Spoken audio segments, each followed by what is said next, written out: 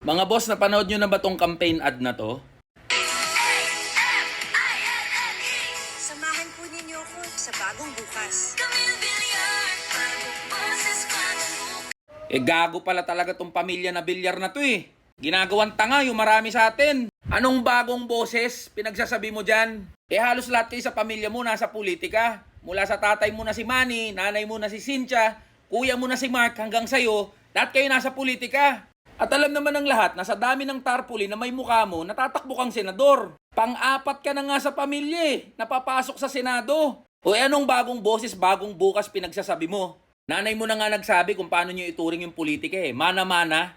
Puta, ipapamana na sa'yo yung posisyon niya dun sa Senado. Ano ba nagawa nito ni Camille? Bukod sa pag-ingatin tayo sa biyahe. Ang mga landmark na batas na sinulong nito ni Camille Villar, una, tanggalan ng trabaho yung libo-libong manggagawa sa ABS-CBN. Di ba, isa si Camille sa mga nagpasara ng ABS-CBN. Pangalawa, yung Maharlika Investment Fund, na hanggang ngayon, di natin alam kung anong investment yung pinagagawa. O, saan pa kilala? Itong pamilya Villar. Yang nanay niyang si Cynthia, ang may pakana ng rice tarification law. Yung batas na pumatay sa libu-libong mga magsasakang Pilipino dahil sa unlimited na importasyon ng bigas. Hindi rin umusad yung National Land Use Act dahil dyan kay Cynthia. Ano ba yung batas na yan? Yan sana yung pipigil sa mga real estate developer gaya ng pamilya Villar na makakuha ng mga lupa para i-develop gawing subdivision. Yung kuya niyang si Mark, ano ba nagawa? Putang ina, tahimik lang. Hindi nga natin alam anong pinagagawa sa Senado eh. O tapos ngayon, nahainan tayo ng Camille Villar. Tangina naman mga boss, di pa ba kayo sawa sa mga Villar? Tangina mga boss, sa yaman ng pamilyang yan.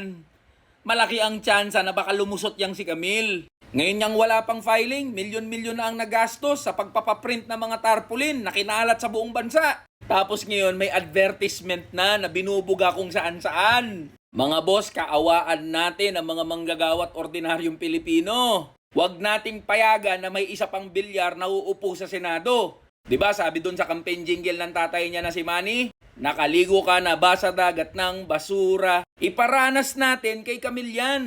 Paliguin natin sa dagat ng basura. Iboto natin siya papunta sa basurahan. Huwag sa Senado. Matuto tayo mga boss sa pinaggagawa ng pamilya Villar na yan. Iboto papuntang basurahan yan si Camille Villar.